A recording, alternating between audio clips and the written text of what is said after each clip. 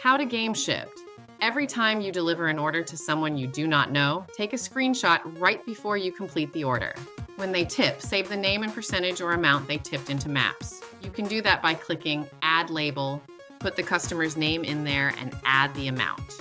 If they do not tip, you can name it and put no tip. Don't take them in the future unless they are doubled with a good tipper. Note that sometimes customers do not tip for 3 weeks.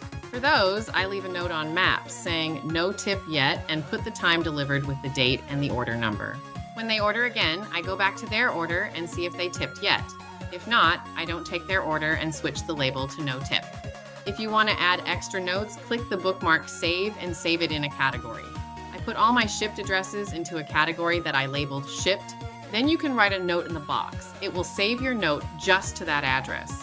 Then every time you get an order offer, click on the address and Maps will show you if they tip or not. How to tell if they tipped? Go to Payments. Find the order. It will tell you what you were paid for the order and what they tipped. Also make sure to save a note if they rated bad. How to know if they rated bad? You won't.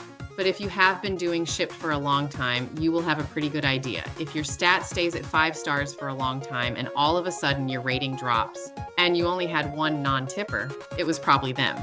Sometimes people rate bad because they do not want to tip. Sometimes they rate bad because something was not in stock. If you delivered an order and something was not in stock and you took it to someone who was not a preferred member, it was probably them.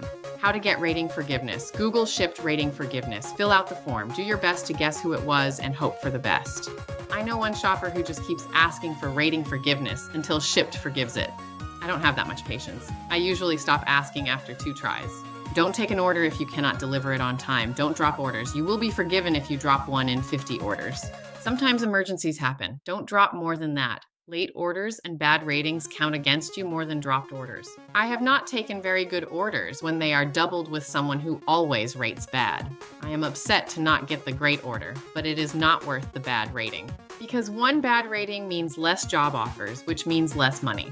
Sometimes there are days when all you get are orders for people you don't know.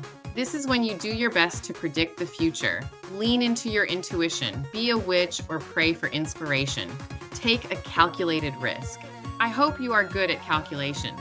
To help with your calculations, first recourse is to look to see what kind of order it is. If it is Target and prepaid and there is no tip, it will likely be a bad rater and not worth the risk.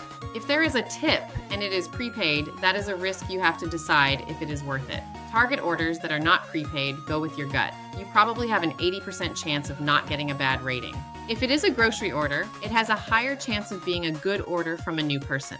If there is a tip listed on a grocery order, chances are very high that it will pay off. I hope this helps. Enjoy the game.